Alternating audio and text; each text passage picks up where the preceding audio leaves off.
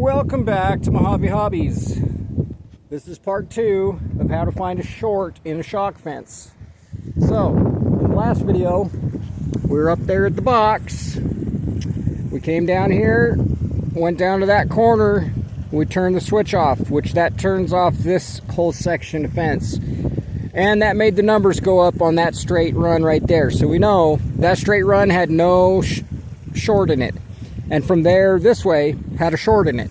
So, I turned that switch back on. I came down over here. We came over here to our next isolation switch. Okay? This is our next isolation switch right here. So, after checking that one around,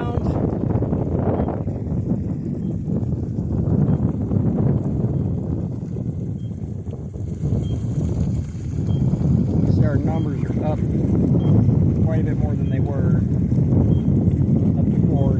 Mind you, they're supposed to be up at 9 or 10 or 12, but our shock thing's having a problem. It goes away. We just have to reset it. But anyway, long story short, so I turned that off, and from here all the way that way was the same number as the box had. So that means the short is not in any of this fence. That meant that the short is from here that way. So from here that way is where our short was, okay? So once I verified that by disconnecting this switch, I had it hooked up, I checked it, it was really low, like 1 kV. And then I disconnect it, and then I check it again, and the numbers went up. So I know from this switch that way is where the short is. So then I left it unhooked, and I come walking down the fence line, because I mean, in all reality, if your fence lines are set up like this, and you have a dead short, it's going to be something pretty obvious. So you just have to walk the shock line. Now normally in the summer when all this stuff starts growing in here, and it starts touching on the lines, it shorts a little bit. Not very much, just a little bit, as you can see. Right there. Can you see? I don't know if you can see that. Where am I at? Anyway, somewhere right here. Somewhere right here. Can you see that? I don't think you can see that. Oh, there it is. It's down there. Okay, you see that? Where that weed's been touching it? It's dead because it's been shocked to death, right? So anyways, I'm checking the shock line, and you just do a visual inspection of it. Oh look, there's a stick hanging on it. Okay, that could do something. Maybe let's get rid of that. You know, anything obvious, we're looking for anything obvious. And I'm coming along here, and I get down over there.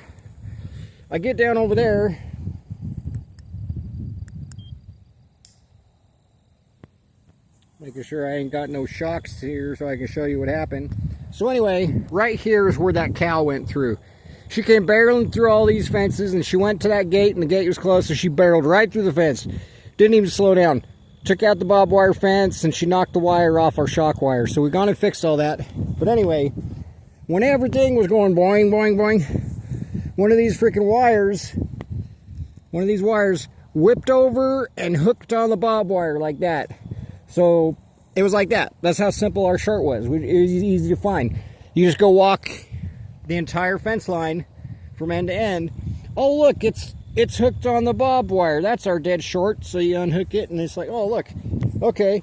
Now, now that we found what we thought was the potential short, we come back over here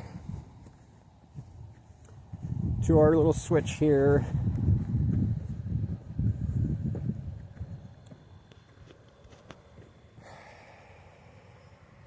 That's how we energize our fields. We just hook our jumper wire to that field, and then that shock wire is set up. Okay? But anyway, once you find the problem in the fence, then you can come back over here, and just to be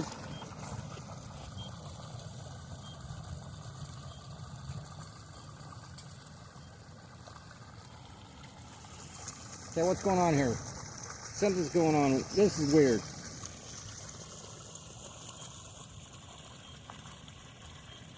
Anyways, we're having a problem with our shock box, so don't mind the numbers.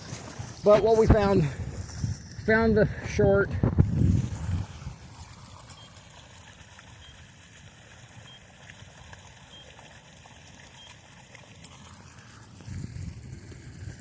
Okay, so we found the short. Then you hook it back up and you verify that it's working. So if your shock fences are set up and you have long runs of shock fence like this, it's a good idea every so often, every other corner, because see, like we got one long run right there. On that pole we got a switch, and then from that long run down here over to this pole we got a switch. So instead of having one long section of fence, makes it hard to diagnose where the short is. So you go and you install some switches like this every so often, and it makes it to where it's easier to figure out where your short is. You started the box, you go down to the first switch, you turn it off, see if the numbers change. If that first line number goes up, then you know it's from there down. So you go turn it back on, you come down over here to your next switch, you do the same thing. And so as you keep doing that, you'll end up finding it's easier if you break up your sections to where you have 3 small sections instead of 1 big section. Then you can figure out, oh, the short's in that section, or oh, the short's from there to here, you know. And the way you would tell that is you turn this one off, and if the number's still low, then you know from here to that other switch, somewhere in here is the short. So hopefully that was helpful to somebody dealing with shorts in their shock fence. We have a problem with our shock controller box over there. Every once in a while it goes down. So anyway, we're watering the alfalfa fields today. Here's our tube. If you remember in a older shorts video episode, I said the goats or the cows got in because somebody left the gate open. Well, they didn't leave the gate open. The cows came over here and they pressed on this, and we only had it with a big staple. We had one of these small chains tied to it with a staple, and they leaned on it and it broke through. And then they went through and the fences were down because we were putting this pipe in. And so they just walked all through there and they stepped on our pipe and they put a big hole in it. Well, we just did a little splice right there where them ratchet straps are. We just put another piece of pipe in and fixed it. So now it's all good. And we're starting to water this field. We're trying to start watering our fields more so they start growing a lot faster. So anyways, my partner's done over there, so we got to wrap this video up. But hopefully that was helpful to somebody. If so, make sure to like, leave a comment, and subscribe. I really need some help getting some subscriptions because of this YouTube algorithm thing. It's kind of ridiculous. Your videos don't get out there, and it's hard to tell.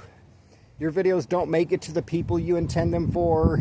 I don't know. It's supposed to be super smart, but I kind of wonder how smart it really is. You know, it's like smartphones. How smart are they? It's as smart as the person using them, right? Anyway, thanks for watching.